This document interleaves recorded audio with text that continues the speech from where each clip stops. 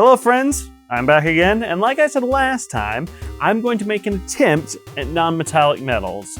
And in order to do so, I watched not one, not two, not three, but 8 videos from hobby creators that I like, and all of those videos will be linked in the description below, so maybe you can glean something out of them. And I gotta say, I don't know if it helped or hurt. I got a good basis of how to do the techniques, but at the same time, it felt like every single one of them had a completely different way of achieving non-metallic metals. Now, in no particular order, the creators that I looked at were Ninjon, Zumikito, Juan Hidalgo, Miniac, Vince Venturella, or Vince EV if you prefer. And I also looked at 2 tutorial videos from the Army Painter and Artist Opus. Now, all these varying techniques, they might have done more harm than good, but it gave me a basic understanding of how this thing is supposed to look. And if you're asking yourself, first of all, what is non-metallic metals? Well, those videos are going to tell you in depth, but basically, it is the practice of making something look like metal without using any metallic paint. This is dated back all the way to artists drawing knights and things like that in 2D landscapes. And now, transitioning it to a 3D landscape using the miniature as your canvas is a little bit different. It looks a little different depending on where you're looking at it from.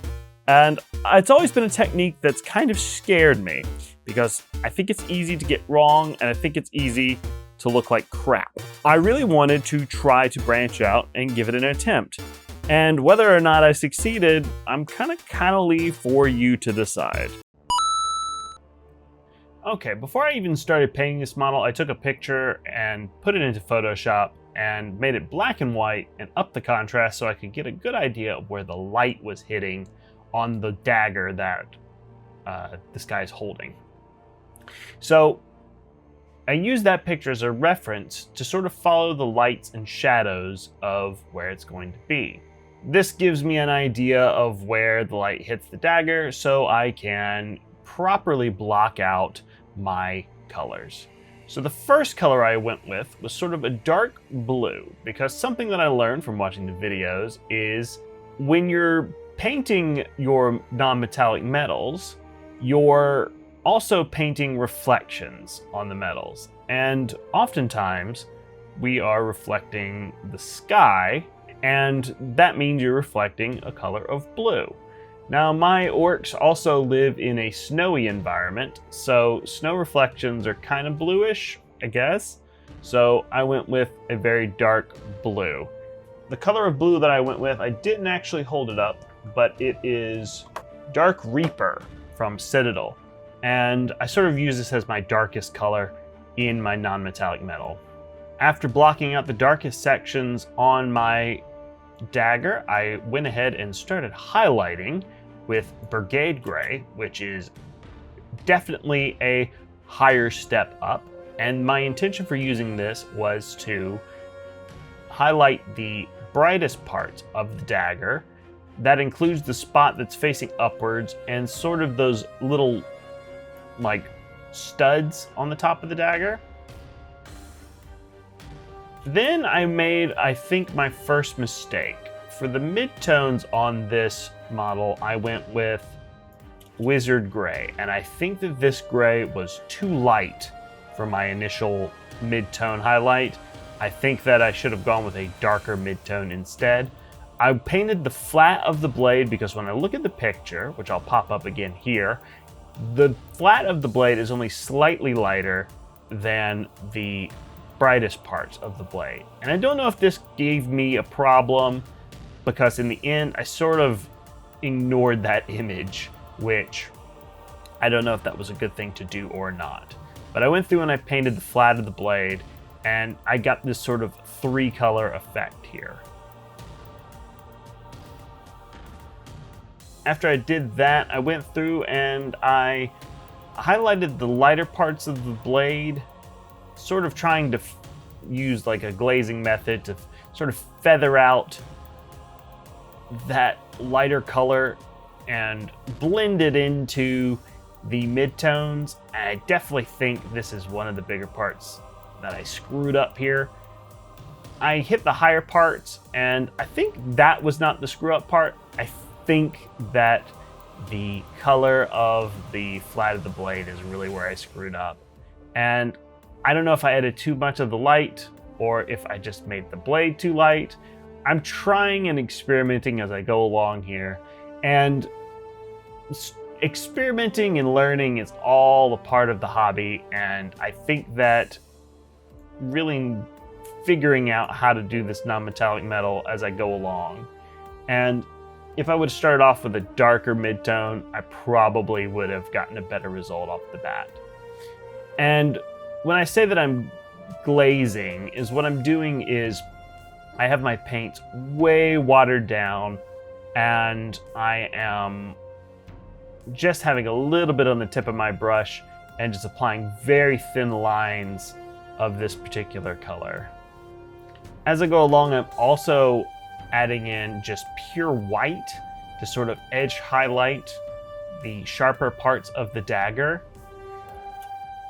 And the sharper parts of the dagger are the end tip there, where the blade as it comes to a point, and then also those sort of raised edges, because it's not a completely even blade, it has some texture to it. I'm also trying to hit the sort of, I don't know what you call it. It's the flat of the blade before it goes into the edge. I'm trying to highlight those lines as well. I also used lines to sort of striate the blade to almost give it a bit of a, just a rough feeling. This is not a clean, flat blade. And in the end, it looked a little something like this. I kind of knew that there was something was wrong with it, and that something, I think, was that the colors were just a little bit too bright. It was reading more like stone than it was metal. So after getting some feedback from the Ninjon painting community, I went ahead and I reapplied some of that darker blue to the areas on the blade, and looking at it, I still think that it wasn't dark enough. I think I should have started with a darker blue from the very beginning. What I ended up doing was I took some of that dark Reaper that I had and I mixed it with black. And mixing it with black really darkened up that blue, and I think that it is the better base tone for this model. I learned really that you want to darken up those midtones, and in order to get non-metallic metals to work, you have to have an extreme dark to light comparison. And I also think that this particular model was not the right one for me to start with, because, well, I think that the position of the blade was a little bit too much of a challenge for me to learn from. And I honestly think that if I would have chosen the other orc that I painted for my layering video, the way he's holding the blade would have been a little bit easier. I was attempting to blend in the dark parts of the blade and trying to make it so that it's not just like this completely flat black color. And I was trying to blend sort of the flat part of the blade to go along with the lighter parts of the weapon. And after all was said and done, that was it. And I do think it came out to look a bit like metal.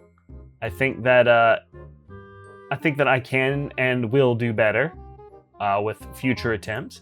But in the end, I am not unsatisfied with the result. So there you have it. That's my attempt. Now, whether or not this is actually a failure is kind of up to you. I'm looking at the model right now, holding it in my hands, and I don't think it necessarily looks bad, but I also don't know if I like the way it looks.